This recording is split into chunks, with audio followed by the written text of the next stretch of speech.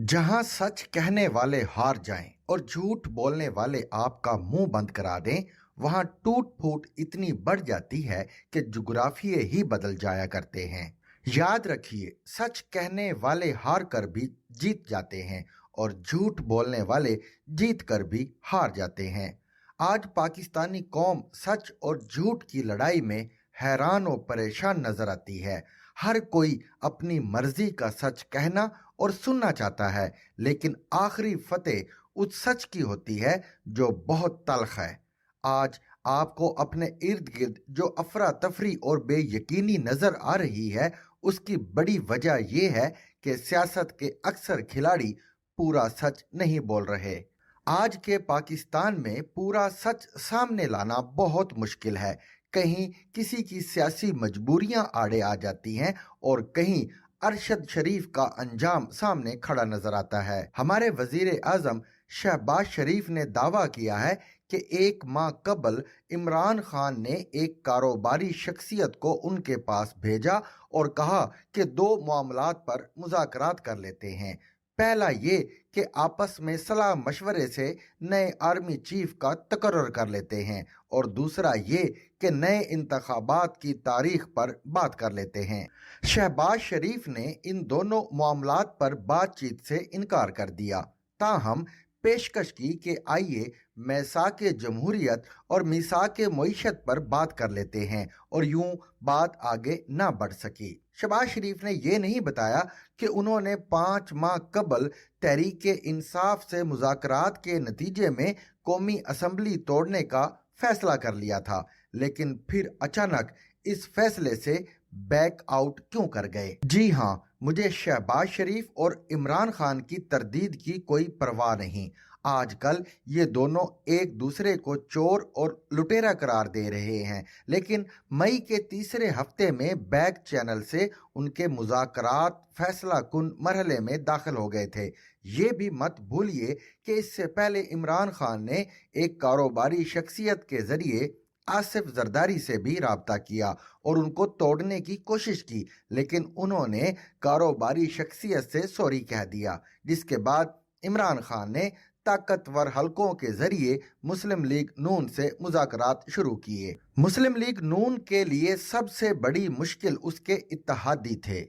Peoples party और JUI समेत दीगर इत्तेहादी नए इंतखाबात पर राजी ना थे, लेकिन इसके बावजूद मुस्लिम लीग नून कौमी असम्बली तोड़ने पर राजी हो गई। उन्हीं दिनों IMF से मुज़ाकरात भी जारी थे, लिहाजा इन मुज़ाकरात की वजह से कौमी असम्बली तोड़ने के ऐलान में चंद दिनों की ताखीर हो गई। लेकिन जिस दिन नए इंतखाबात का ऐलान होना था, उस दिन इमरान खान ने 25 मई को इस्लामाबाद की तरफ लॉन्ग मार्च का ऐलान कर दिया। खान साहब का ख्याल था कि इंतखाबात की तारीख का ऐलान उनके लॉन्ग मार्च की धमकी का नतीजा समझा जाएगा और उन्हें बहुत सियासी फायदा होगा। लॉन्ग मार्च के ऐलान के बाद शहबाज शरीफ ने कौमी असम्बली तोड़ने से इनकार कर दिया और इमरान खान के लॉन्ग मार्च को बेतहाशा ताकत के इस्तेमाल से नाकाम बना दिया। इस नाकामी के बाद इमरान खान एक एंग्री मैन बन गए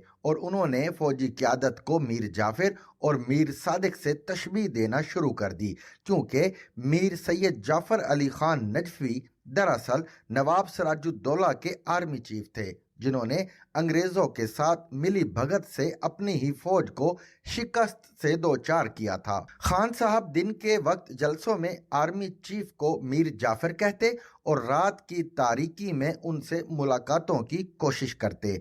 जिस वजीर आजम को चेरी ब्लॉसम करार देते, उसके पास पैगंबर भेजने लगे। उनका ख्याल था कि वो इतने मकबूल हो चुके हैं कि कोई रियासती इदारा उनके सामने ना कहने की जुर्रत नहीं कर सकता, लेकिन ये भूल गए कि उनके इर्द गिर्द वजारत उज़्मा के कम अज कम 3 उम्मीदवार मौजूद हैं जो अंदर ही अंदर उनकी जड़ें काट रहे हैं। इस सिलसिले में छोटी सी झलकी पेश है।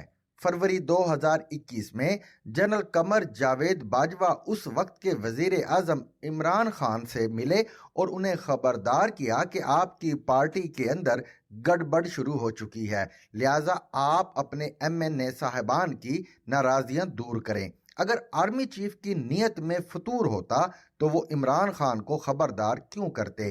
یہ وہ دن تھے جب عمران خان کی کابینہ کے ارکان ہیلے بہانوں سے آرمی چیف سے ملنے جاتے اور اپنے وزیر اعظم کی شکایتیں کرتے۔ ایک دن 7 وزراء وفد بنا کر جنرل باجوہ کے پاس گئے اور اپنے وزیر اعظم کی شکایتیں کی۔ جنرل باجوہ نے ان وزراء حضرات سے کہا، آپ یہ سب باتیں وزیر اعظم کے سامنے خود کیوں نہیں کرتے؟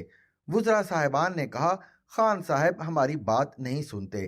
یہ سن کر جنرل باجوہ نے ان وزراء سے کہا، آؤ پھر ہم سب مل کر روتے ہیں۔ اس کے بعد معاملات دن بدن بگڑتے چلے گئے۔ ISI کے سربراہ کے ٹرانسفر کے مسئلے پر عمران خان نے جنرل باجوہ کو اتنا زچ کر دیا کہ ایک دن جنرل صاحب نے اپنا عہدہ خود ہی چھوڑنے کا فیصلہ کر لیا اور وزیر اعظم کو اطلاع بھی دے دی۔ وزیر اعظم کو پتہ چلا تو انہوں نے ISI کے سربراہ کے ٹرانسفر کا نوٹیفیکیشن کروا دیا، لیکن اس کے بعد انہوں نے آرمی چیف اور ISI کے نئے سربراہ سے تقاضا کیا کہ اپوزیشن کی اہم شخصیات کو جیلوں میں ڈالا جائے۔ اس غیر آئینی مطالبے سے انکار پر خان صاحب نے اپریل 2022 میں نئے آرمی چیف کی تقرری کا فیصلہ کر لیا۔ تحریک انصاف کے ناراض ارکان کے ذریعے یہ خبر فروری 2022 میں آصف زرداری اور شہباز شریف تک پہنچی اور یوں عدم اعتماد کا کھیل شروع ہوا۔ اس کھیل کو ناکام بنانے کے لیے خان صاحب نے غیر ملکی سازش کا بیانیہ تراشا، جسے ان کے سیاسی مخالفین کی نااہلی اور نالائکی کی وجہ سے عوامی پذیرائی ملی، لیکن اب حقائق سامنے آ رہے ہیں۔ ابھی صرف 10% سچائی سامنے آئی ہے۔ اگر 50% سچائی سامنے آ گئی تو عمران خان، شہباز شریف، آصف زرداری اور مولانا فضل الرحمان سمیت اکثر بڑے بڑے سیاستدان مشکل میں پڑ جائیں گے۔ عمران خان نے نئے انتخابات کی تاریخ کے لیے ایک نیا لانگ مارچ شروع کر رکھا ہے۔ نئے انتخابات جب بھی ہوئے ان میں عمران خان کا حصہ لینا بہت مشکل ہوگا، کیونکہ ان پر کئی نئے مقدمات بن رہے ہیں۔ خان صاحب کی پارٹی میں موجود وزارت عظمیٰ کے امیدوار اپنے آپ کو بہت چالاک سمجھتے ہیں۔ پورا سچ سامنے آ گیا تو کسی کی چالاکی کام نہیں آئے گی۔ یہ چالاک لوگ ڈریں اس وقت سے جب وہ نواز شریف اور آصف زرداری کے ساتھ مل کر روئیں گے، لیکن اس وقت پاکستانی قوم مسکرا رہی ہوگی۔ To watch and listen to more informative videos and Urdu, English columns, subscribe to our YouTube channel. Zigzag News explores literature.